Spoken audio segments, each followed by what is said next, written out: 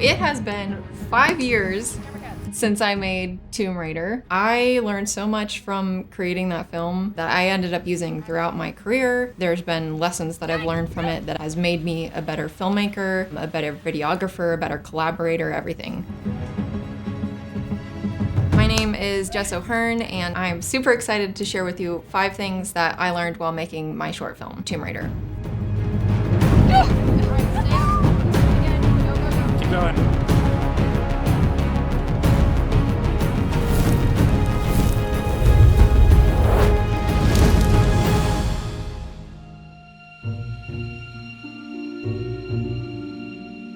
Asking people to work on this film with me was probably the scariest part of the film. It wasn't actually filming it, wasn't editing it. I was so worried that they were gonna say no or that they wouldn't like the idea. That was perfect, that was good. Audio cut. Turns out a lot of people actually wanted to be a part of it. And not necessarily because they were Tomb Raider fans, although some people were. People wanted to work on it because people want to collaborate. This is so like...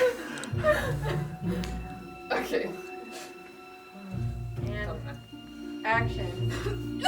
When you invite other people in and you're all on the same page of how passionate you are about making something, dedicated to working with each other and making the thing actually work, that can actually turn out to be so much better than if you work on it yourself. If I am a little bit weaker in one area and they're a little bit stronger in that area, they can fill in that gap. And that is what creates magic. What you do is just place your knee into your side. Okay. It's just gonna be enough to knock you off. You're pivoting your foot. Yeah, there you go. Boom. That's fine. So if you have an idea for a film and you're really wanting to create something, don't be afraid to go ask other people. Chances are they want to help you. And action. Say action? Action! Okay.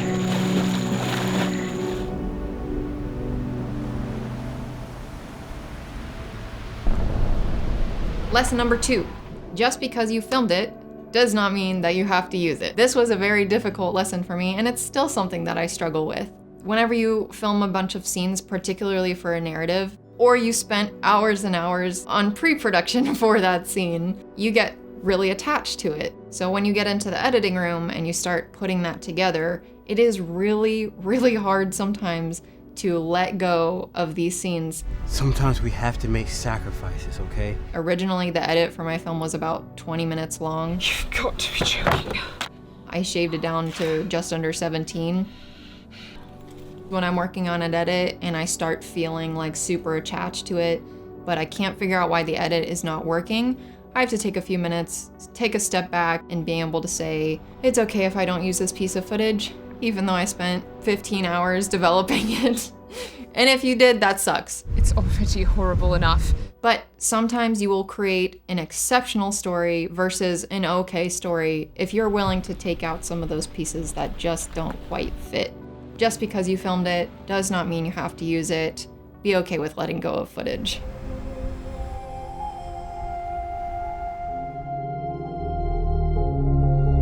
Next up, one of my favorites, sound is way more important than you think. I thought I knew what this meant when I started making this film. Audio rolling. Ready, and action. I thought I knew I needed specific types of Foley sounds to add into my film. And then when I started editing it, I realized how much was missing and how much more I needed to add. So when I put these scenes together that I thought worked well, and then I would have somebody else watch it, they'd be like, there's something missing here. It wasn't just music, but it's about the sounds of the world that you're seeing. The sounds that are helping propel what you're seeing on screen, and then sometimes what you're not seeing on screen. With fight scenes, adding those sounds can make it so much more visceral, and it can make that feel more realistic, even if the visuals aren't as realistic as you think they might be.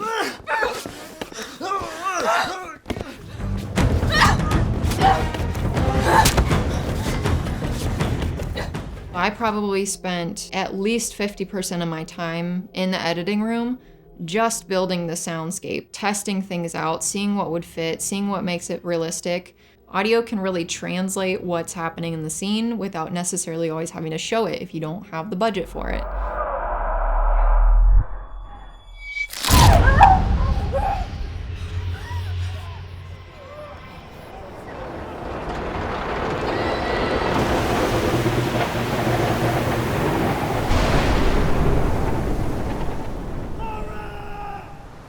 This leads me to number 4, gear matters. Now, a lot of other videographers will probably say something different, like, gear doesn't matter, you can use whatever you want, you just have to actually create the thing. Gear actually does matter. A great example of this, while we're doing the scene on the beach with Lara and Jonah, it is extremely windy. There are other people running around screaming, and you might hear some road noise if you're close enough to the road. We had all 3 of these problems. It was probably one of the windier days that I experienced trying to film. The only reason that we were able to get clear audio was because I invested in a really nice Sennheiser mic so that I could get clear dialogue without having to deal with things like wind and outside noises as much as possible. Listen. Sometimes we have to make sacrifices, okay? Listen. Sometimes we have to make sacrifices, okay? You can't save everyone, Laura. Another example of this is when Lara is hanging upside down and it starts upside down with her and the camera starts to rotate and pull back.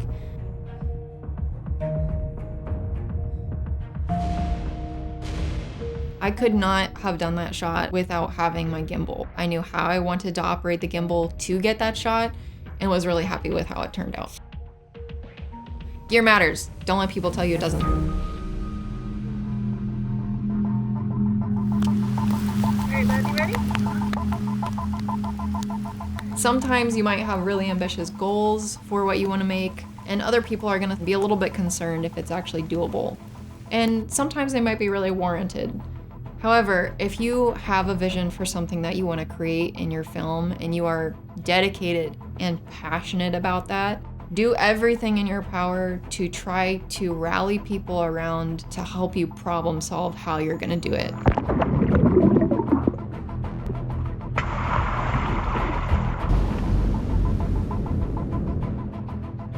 Don't budge on it, just bring people into it.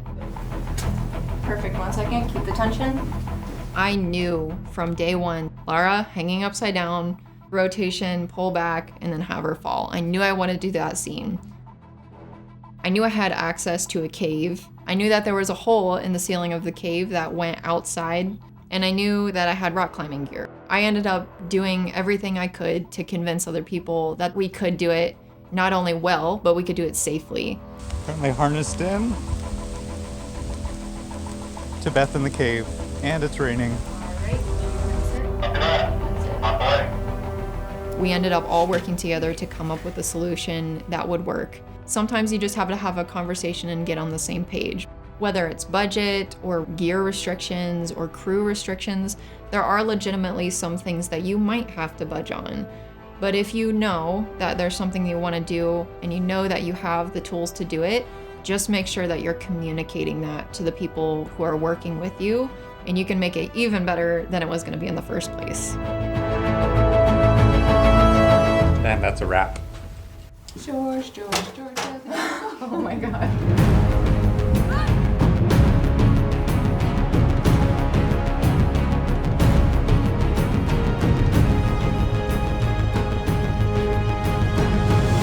Technically, it wasn't supposed to be submerged. Whatever. You know what? If I lose my phone during this and have to put it in rice for 5 days, totally worth it if we get the shot.